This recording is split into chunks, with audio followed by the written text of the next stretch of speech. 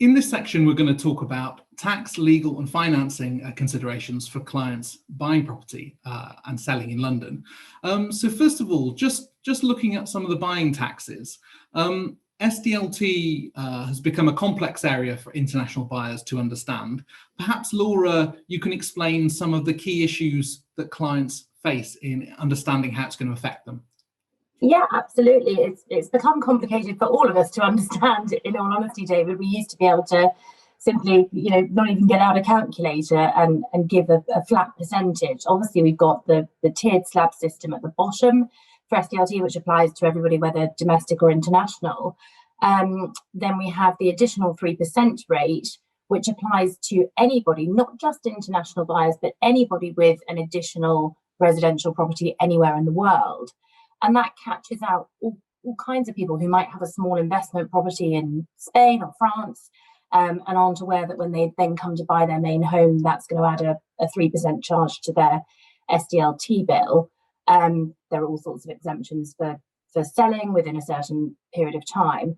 And then finally, since the 1st of April, we've got this new additional 2% rate for non-resident buyers. And Nick will articulate this better than I can, I'm sure, but that applies differently to your sort of standard non-residency general tax test. And it's all about the number of days that you've been in the country immediately prior to the purchase. So this week I've exchanged contracts for a client who escaped the country because of COVID, went out to Abu Dhabi for 6 months and unwittingly has got a bit of a cash flow problem because he's now got to pay that additional 2% non-resident SDLT charge on his purchase. He will be able to claim it back when he becomes resident after the purchase, but it's really worth thinking about these things quite early on, as I'm sure Nick will agree if I've missed anything technical there. Thanks. And Laura, I mean, do you see that the rate of SDLT puts clients off? Does it stop transactions happening or make them fall over? The rates have changed dramatically in recent years. What do you see? It certainly does give people a pause to think. Our headline rate is now 17% for a non-resident buyer with additional property elsewhere in the world at that top end. There are reliefs we can look at and clever things we can do, and in the country market, then certainly there's a possibility that a property might be commercial property as opposed to residential. But there can be a point at which people say, "Oh gosh, hang on, I hadn't quite worked out my maths on that. I wasn't aware that it was going to be quite that expensive. I've got the 3% and then another 2%. Other clients, I think we're still quite competitive compared to other jurisdictions with similar sort of prime property locations. So some clients just accept that it's a cost of buying and something they're used to elsewhere in the world. Okay, many thanks. And Nick, we've heard from Laura there some of the complexity. I mean, how do you see high net worth clients being affected by SDLT? Complexity is the right word. There's been quite a lot of changes, and that's mixed in with all the other tax changes that we've seen in relation to tax and both commercial and residential property for UK residents and non-residents. Specifically on stamp duty, it really does require a bit of focus. So it's great that we've got people like Laura sort of, in the thick of the transactions, making sure that people are taking the right tax advice. On a recent client of mine, we were helping them weigh up quite a few different options they had. These sorts of clients have complicated purchases. It's not sort of often a bog standard property. So in this case, I had a client with 2 connecting residencies. So the comparison of crunching the numbers on buying both properties on one day versus buying a property in sequential order over a couple of days versus utilizing what we call multiple dwellings relief, which seeks to combine the value of those properties in one and give you a stamp duty rate on combined value divided by 2 if you've got 2 properties, or indeed fourthly, we've got what's nicely termed as a granny annex sort of relief, which seeks to not apply the second the uplift of your 3% when you're buying a property that's connected to another one. Literally, is your nanny going to live there or your granny going to live there, and does that need to be taken into account? And throwing all these facts into the mix, applying the rules, throws out different amounts of stamp duty. And in my case, interestingly, the client wanted to go for that last one because it did relieve one of the properties from that additional 3%. But his sort of property didn't really fall squarely within the rules. So of course, that's where we would come in to advise as to how robust the filing position is. And indeed, they are going for it because I think there's a pretty robust position. But it did take some thinking, really. Does the non-resident surcharge have potential to catch people out because of the differences in definitions between other taxes as well? There's always something to look at when you're applying what might look quite similar rules, but you're looking at it from an IHT perspective or a stamp duty perspective or a capital gains perspective, or indeed clients who are moving to the UK, sometimes they're looking at things like the customs code. And all of those different rules might look at residency in a different light, and then and it gets triggered in a different way. So UK used to have a concept of habitual abode. How sticky are you to the UK? Let's say it was deliciously non-clear, so it used to tax a lot of people's minds. Now we've got the statutory residency test, but the customs code sticks with this more habitual abode piece. And when people are moving to the UK, buying their properties, importing all of their personal goods, they find themselves having to sit down and work out if they're resident here for different rules based on different criteria. So it is a bit of a problem. Okay, thanks. Nick, on sale also, more transactions coming inside the scope of CGT. I mean, yeah. What are some of the things that you might look at on sale? Well, a nice new rule that is catching people out is that one needs to report on your capital gains tax much sooner than you used to have to, for 30 days now, and I'm really not sure that that's particularly widely known. So that's the latest in a long line of new changes.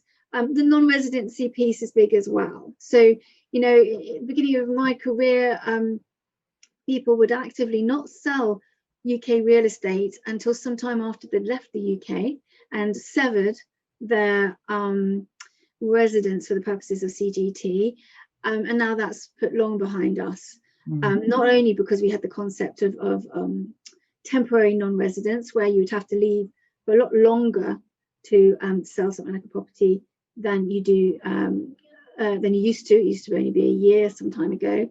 But now it doesn't work at all. Now, if you're non-resident, you get swept up in very similar rules. And actually, there is a levelling of the playing field between UK residents and non-residents in a lot of areas of our tax now.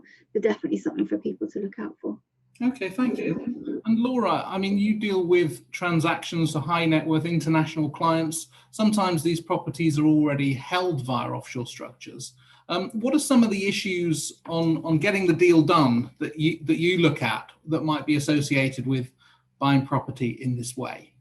Yeah, absolutely. There's two things to look at there. Firstly, if you're still doing an asset purchase, so you're still just buying the property, but it happens to be owned by a company or an offshore company rather than owned by individuals, you need to make sure that you're getting a legal opinion, that the company is actually has the power to enter into the transaction that it's seeking to enter into, and make sure that that's looked at. The other thing that can bring up is the possibility of buying the company instead of buying the underlying property asset. And that probably is a topic for a whole nother webinar, but in short, it's really, really important to look early on at whether that company has been, whether it's an SPV, a special purchase vehicle, has it only ever owned that property and done nothing else sort of on the side as that company? Has it been properly run and managed offshore? And then the next important thing to look at is the tax position. Is there going to be an inherent gain in that company? And is the buyer looking to keep the property in the company for the lifetime of its ownership? Or might it be looking to take it out of the company after it's purchased the shares in the company, which could trigger a stamp duty land tax charge on exit that you were seeking to not pay by buying the company rather than buying the property. if you're buying a UK company, you've got a 0.5% charge to SDLT for buying company shares, but buying offshore shares, assuming you are buying debt-free, it is still possible to structure that transaction so as to not pay any stamp duty land tax at all. Okay, thanks. I mean, Nick, from the tax side, how do you view this in terms of buying of offshore company shares or companies held within structures already? So structuring has historically been the way to go. It was actually motivated often by inheritance tax for people coming in from outside the UK who had the ability to be able to protect from falling within the inheritance tax system by ownership of UK property via offshore companies. That does also have the dynamic that Laura alludes to there in terms of offshore stamp duty, whether you fall within our regime or not, if you've got offshore shares as part of your ownership structure. And that's taken a lot of attention over the last few years. And so most people who are watching this will be aware that an offshore company is no longer what we call a blocker for inheritance tax. And that change drove a lot of reviews of clients' structures and this concept of de-enveloping, because as part of all these other changes, the UK also introduced this annual tax on enveloped dwellings, which in essence penalised you for keeping your property, your residential property, within these structures, and perhaps encouraged people not to do so.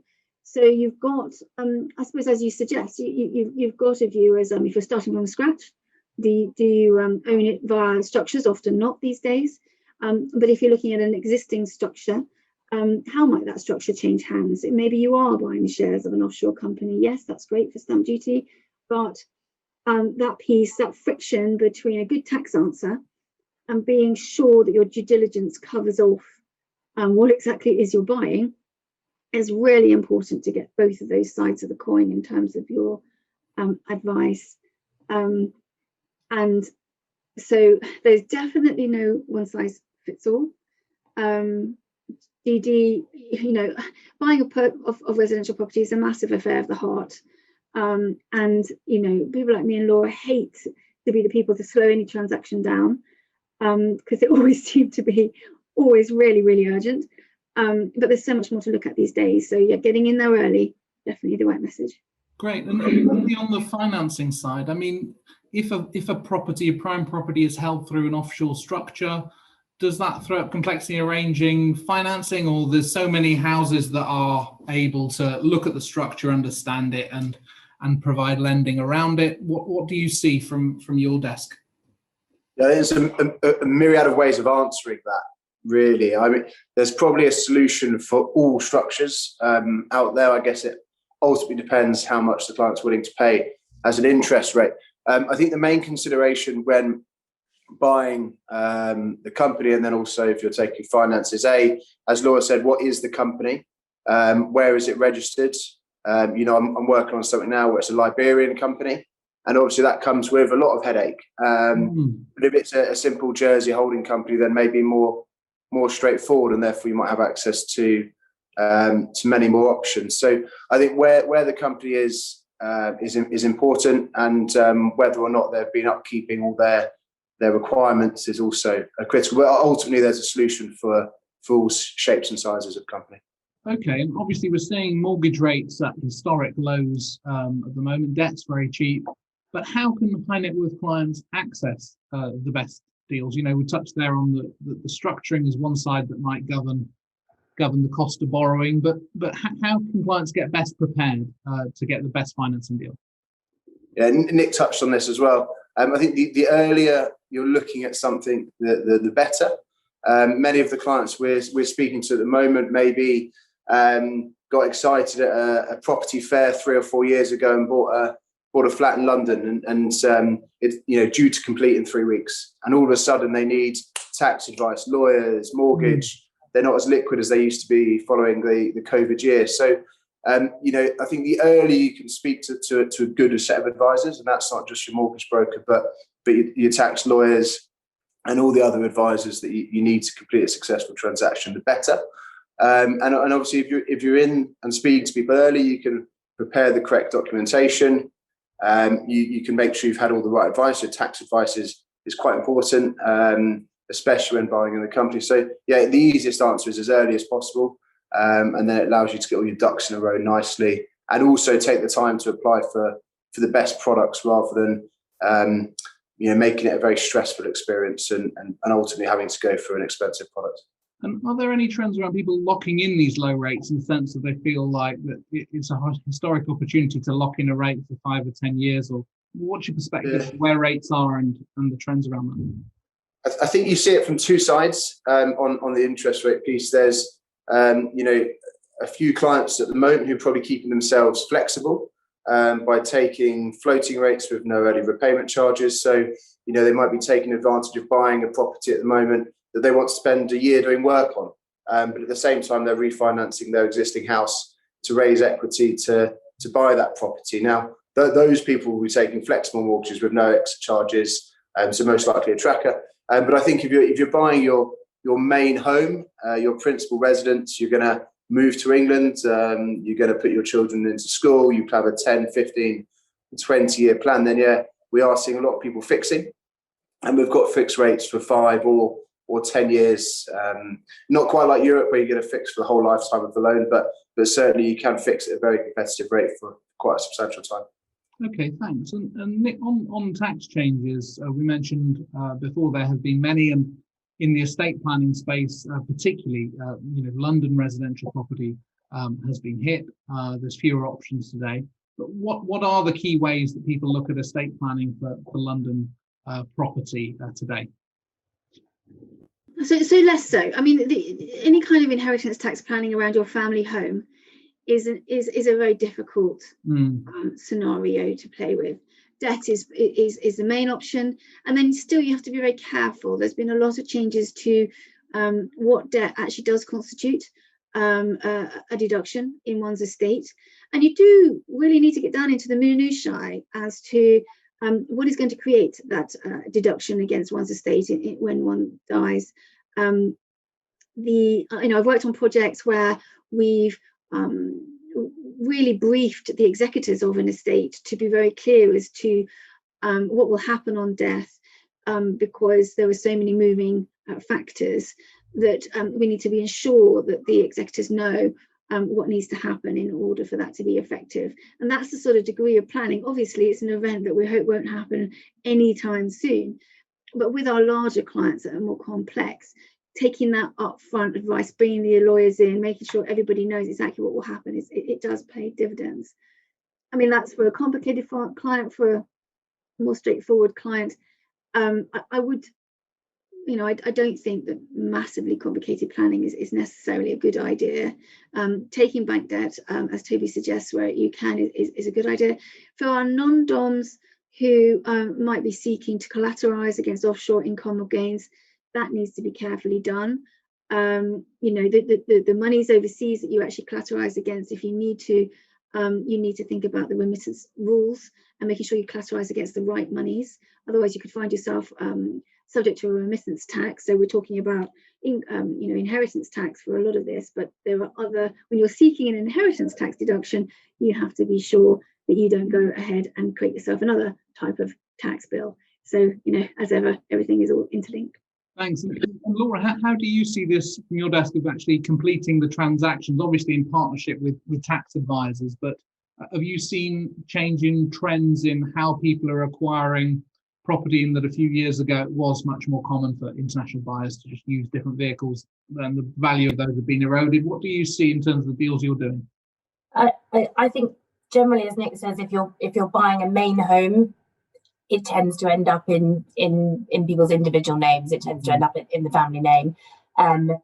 We have for a lot of international clients, so we're often working with their international advisors. So if we've got a US client, obviously the reach of Uncle Sam, as everyone knows, is far and wide. So anything we're doing still does need to be bespoke and looked at for each particular client's circumstances.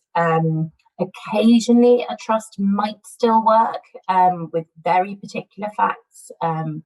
We did one for a client who was buying for his mother, and just the way in which the property was being bought and occupied, it worked and it made sense, but it's rare.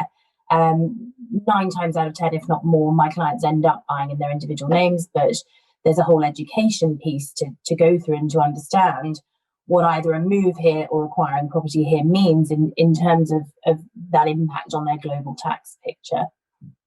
Okay, thank you. And one of the important factors for clients selling property in the UK is whether they can trust overseas buyers and how serious and committed they are to getting a deal done, and particularly for substantial assets, prime London property.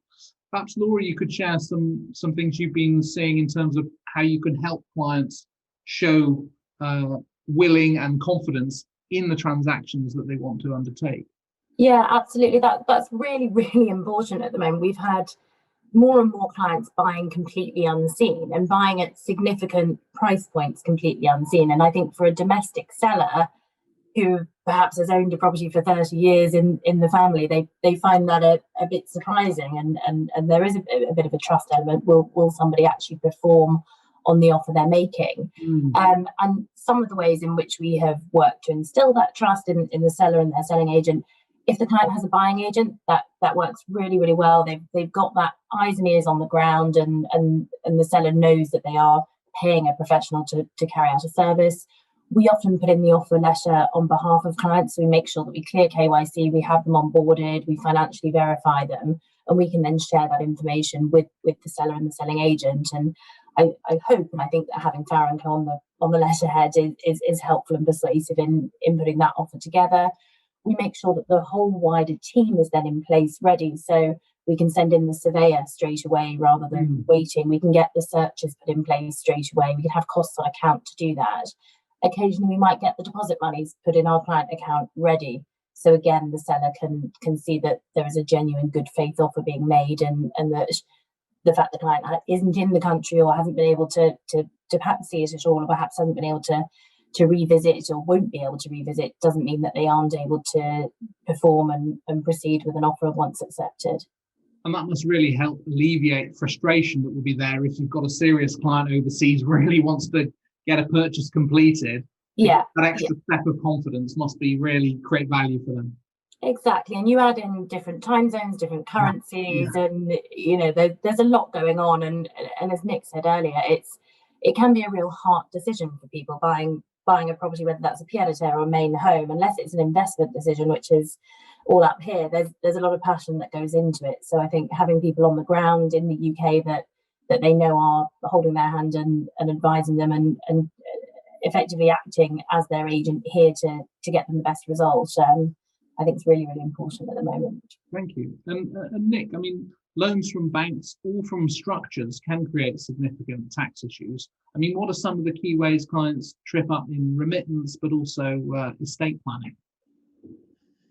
Well, I suppose it's just ensuring that what you've done is actually going to work. And I suppose, so whether they're going to work today, because the rules have changed an awful lot. So in terms of private lending, that is often not effective anymore in terms of more both assets and debts falling within an individual's estate. So those rules are quite complicated, they're quite new, and they do need looking at. And I often find that fundamentally non-UK buyers, especially ones that are non-resident, don't even realise that they fall within the UK inheritance tax net simply by buying a UK property. I suppose it might feel counterintuitive to them. Why should they be charged to that? And there may be plenty of legitimate ways why they don't actually end up paying a tax bill, but nevertheless, it's something that they need to look at. Toby, on the lending side, we talked about how useful debt is in terms of overall planning. Are you getting a closer working relationship with tax advisors or trustees or other people in the advisory chain than previously, given the prominence now that debt has in terms of clients undertaking planning? How do you work as a team typically with other advisors to help put the financing in place? If you are an international buyer buying property, you can have Farrow's on the headed paper, PwC as your tax advisor, and I put Enness in there as your international sort of mortgage brokerage, then it gives you clout and weight, right? And I think part of our job as the mortgage broker for international clients is certainly within the transaction, sitting on the client side in a transaction that otherwise is sort of heavily or there tends to be a lot of advisors on the seller's side. The agents are working typically for the seller. So my job really, albeit centrically, is to get the mortgage done. It's to steer the client from start to finish, offer through to completion, to work with Nick, to work with Laura and whoever else it might be to make sure it's successful. So yeah, we try and sort of give it, I call it the 360 advice piece, and just make sure everyone's well looked after by reputable people that we like to work with.